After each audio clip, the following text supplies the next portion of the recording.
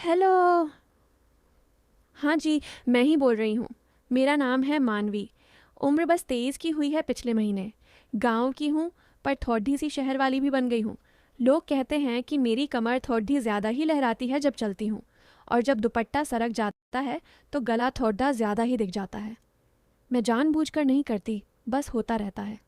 गर्मी भी तो बहुत है ना इस बार। कपड़े डिडरते चिपक जाते हैं शरीर से, फिर चाहे जितना ढीला पहन लो। तो सुनो, जो बात मैं तुम्हें बताने जा रही हूँ ना, वो पिछले 10-12 दिन की है। घर में सब थे, फिर भी मैं अकेली थी। मतलब दिल से अकेली। और एक अंकल आए थे हमारे घर।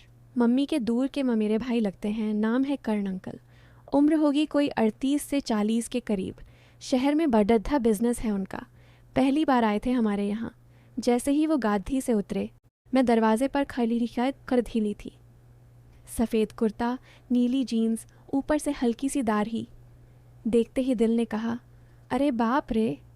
वो भी मुझे देखकर रुक गए, मुस्कुराए। बोले, ये कौन है संजना? तेरी बेटी इतनी बड़ी हो गई? मम्मी हंस दी। हाँ जीजू, मानवी है हमारी। अभी अभी कॉलेज ख़त्म किया है। अंकल ने मेरी तरफ देखकर कहा, कॉलेज ख़त्म? लगता तो है अभी 12th में ही होगी। इतनी कच्ची कच्ची। मैं शर्मा के अंदर चली गई, पर कान गर्म हो गए। फिर वो 4-5 दिन हमारे यहाँ रुके। घर में मेहमान थे तो मैं उनकी खातिरदारी कर रही थी। चाय देती, खाना परोसती, रात को पानी का ग्लास रखने जाती।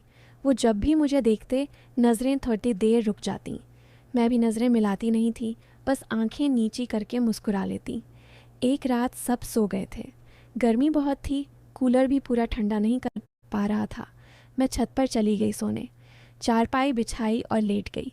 सिर्फ एक पतली सी स्लिप पहनी थी, उसमें भी गला बहुत नीचे तक था। दुपट्टा तो वैसे भी गर्मी में नहीं डालती ऊपर। मैं आंखें बंद किए लेटी थी कि अचानक किसी के कदमों की आहट हुई। मैंने आंखें खोली तो अंकल खिड़दरा रहे थे। बोले, नीचे बहुत गर्मी है बेटा, मैं भी ऊपर आ जाऊं? मैं उठकर बैठ गई। स्लिप थोड़ी ऊपर सरक गई थी। मैंने जल्दी से घुटने ढके, बोली, हाँ अंकल, आप भी लेट जाइए। वो पास वाली चारपाई पर लेट गए। चांदनी रात थी, सब साफ दिख रहा था। वो इधर उधर देख रहे थे, फिर बोले, मानवी, तुम बहुत सुंदर हो। तुम्हारी मम्मी भी जवानी में ऐसी ही थी, पर तुम तो उनसे भी आगे निकल गई। मैं हंस दी। अंकल आप भी ना। वो करवट लेकर मेरी तरफ हो गए। बोले, सच कह रहा हूँ, तुम्हारी आंखें जैसे कि कोई झील हो, डूब जाए इंसान। मेरा दिल ज़ोर ज़ोर से धड़कने लगा। मैं कुछ बोल नहीं पाई, बस लेट गई फिर से। फिर वो बोले, गर्मी लग रही है ना? तुम्हारी स्लिप भी पसीने से भीग गई है। देखो यहाँ। और उनकी उंगली मेरे कंधे पर लगी, हल्के से, जैसे बिजली दौड़ गई। मैं सिहर गई। वो बोले, डर गई क्या? मैंने सिर हिलाया। नहीं अंकल। वो हंसे। अच्छा, तो लेट जाओ, मैं तुम्हारे पैर दबा दूं, नींद अच्छी आएगी। मैंने कुछ नहीं कहा, बस लेटी रही। वो मेरे पैरों के पास बैठ गए। पहले एक पैर उठाया, धीरे धीरे दबाने लगे। उंगलियां इतनी गर्म थीं कि लग रहा था जैसे आग लग जाएगी। ऊपर ऊपर से शुरू किया, फिर धीरे धीरे ऊपर की तरफ, घुटनों तक। मैंने आंखें बंद कर लीं। सांस तेज चल रही थी। वो बोले, मानवी, तुम्हारी स्किन कितनी सॉफ्ट है, जैसे मक्खन। मैंने कुछ नहीं बोला, बस सांसें तेज होती गईं। फिर उनकी उंगलियां थोड़ी और ऊपर जांघों पर, बहुत हल्के से। मैंने आंखें खोली। वो मुझे देख रहे थे। बोले, डर मत, बस आराम करने दे रहा हूँ। मैंने होंठ भींच लिए। कुछ बोलना चाहती थी, पर आवाज़ नहीं निकली। वो फिर बोले, तुम बहुत टेंस हो यहाँ भी। और उनकी उंगली मेरी जांघ के अंदरूनी हिस्से पर रुकी, हल्का सा दबाया। मैंने झटके से पैर खींच लिया और उठकर बैठ गई। बोली, अंकल, मुझे नींद आ रही है। वो मुस्कुराए। बोले, अच्छा बेटा, सो जाओ। फिर उठकर चले गए। मैं पूरी रात सो नहीं पाई। शरीर में आग लगी हुई थी।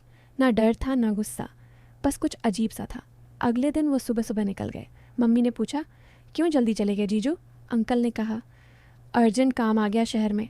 फिर मेरी तरफ देखकर बोले, मानवी, कभी शहर आना, मैं तुम्हें घुमाऊंगा, बहुत कुछ दिखाऊंगा। मैंने सिर झुका लिया। वो चले गए, पर उनके जाने के बाद भी उनकी उंगलियों की गर्मी मेरे शरीर पर बनी रही, कई दिन तक। मैं जब भी अकेले में होती वो रात याद आती। ना मुझे बुरा लगता था ना अच्छा, बस कुछ खाली खाली सा लगता था। फिर एक दिन मम्मी का फ़ोन आया, अंकल का एक्सीडेंट हो गया, बहुत बुरा। अस्पताल में थे, मम्मी रो रही थी, मैं चुप थी। हम शहर गए, आईसीयू के बाहर खेड़ी डीडे थे। डॉक्टर ने कहा, कोई चांस नहीं है, बस कुछ घंटे। मैं अंदर गई, वो लेटे थे, आंखें बंद, चेहरे पर वही मुस्कान थी। मैं उनके पास बैठ गई, उनका हाथ पकड़ डीडेदा। बहुत ठंडा था। मैंने धीरे से कहा, अंकल, आप ठीक हो जाओ ना।